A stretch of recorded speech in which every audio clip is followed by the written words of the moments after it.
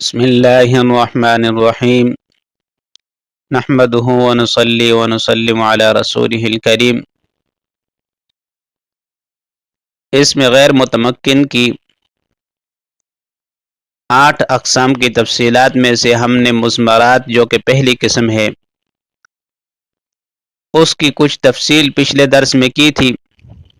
پہلے ہم نے ضمیر کی 5 قسمیں ذکر کی تھی، 2 ضمیر مرفوع کی، 2 ضمیر منصوب کی اور 1 ضمیر مجرور کی۔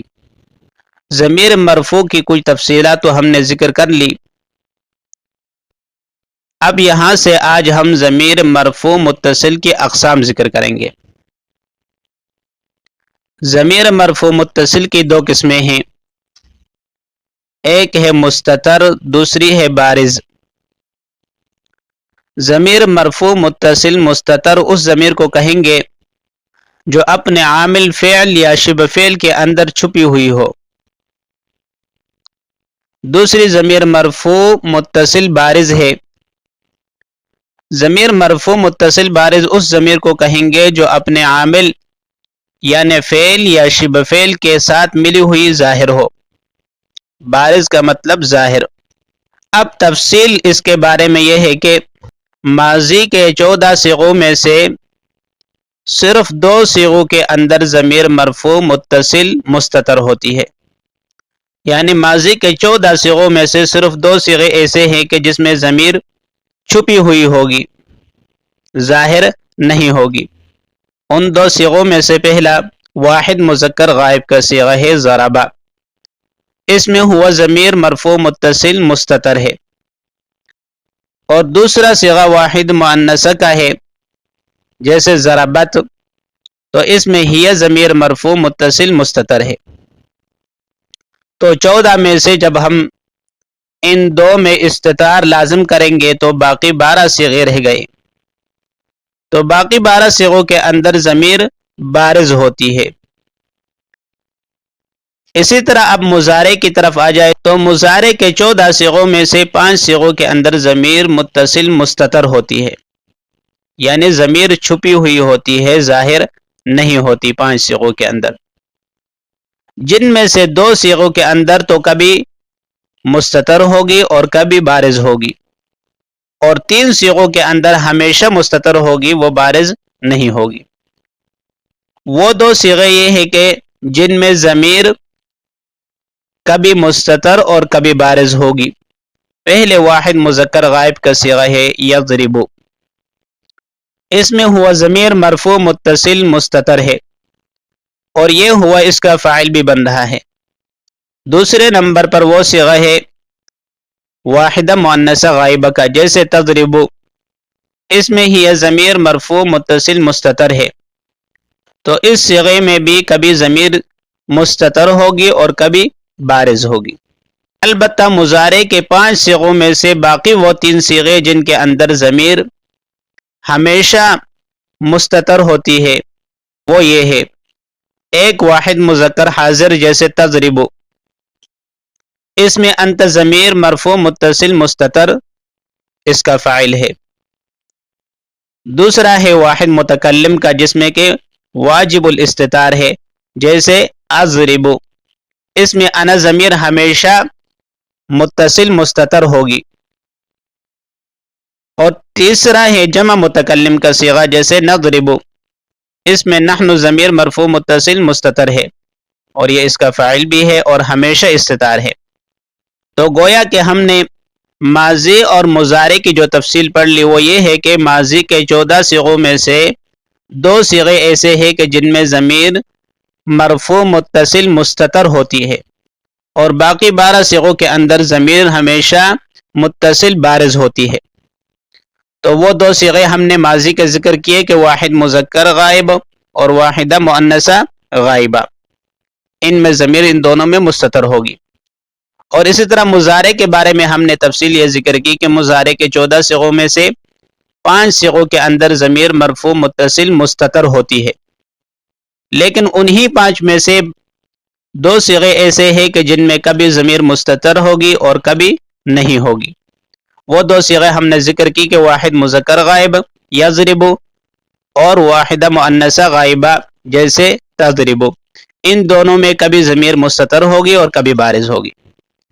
और बाकी रहे 5 में से 3 सीगे, तो उन 3 में हमेशा ज़मीर मरफू मुत्तसिल मुस्ततर होगी। उनमें से पहला सीगा वाहिद मुज़क्कर हाजिर का है जैसे तज़रिबु, इसमें अंत ज़मीर मरफू मुत्तसिल मुस्ततर है। दूसरा वाहिद मुतकल्लिम का है जैसे अज़रिबु, इसमें अना ज़मीर मरफू मुत्तसिल मुस्ततर है।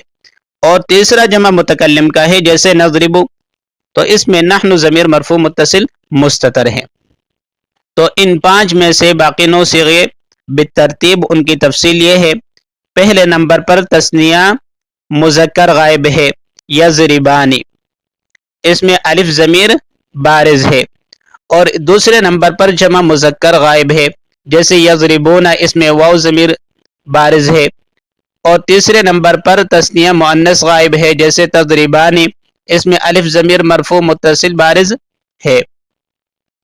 चौथे नंबर पर जमा मुअन्नस गायब है जैसे यज़रिबना, इसमें नून ज़मीर है।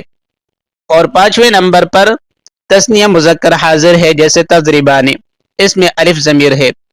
और 6ठे नंबर पर जमा मुज़क्कर हाजिर है जैसे तज़रिबूना, इसमें वाव ज़मीर है।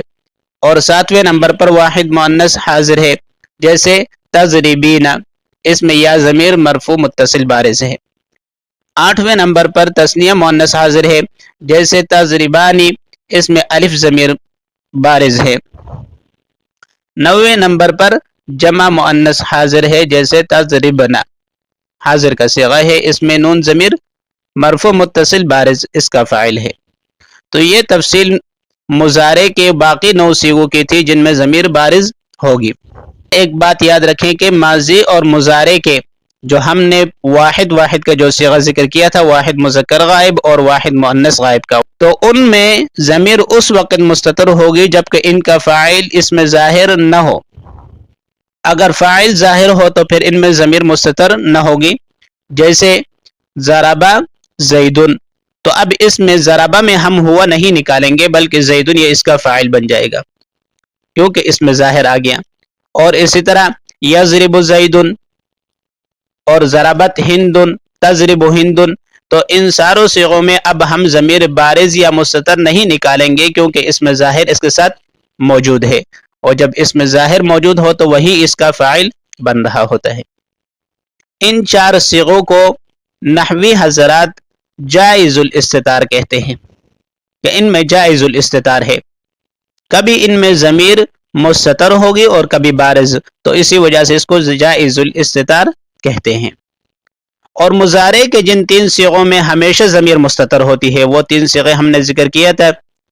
तो उन 3 सीगों में जिनमें हमेशा ज़मीर मुस्ततर होती है उनको वाजिबुल इस्तितार कहा जाता है, यानी उनमें दूसरी कोई सूरत नहीं बनती है इस्तितार के अलावा। तो इस वजह से वहाँ पर वाजिबुल इस्तितार यानी मुस्ततर पढ़ना, ज़मीर को मुस्ततर निकालना वाजिब है।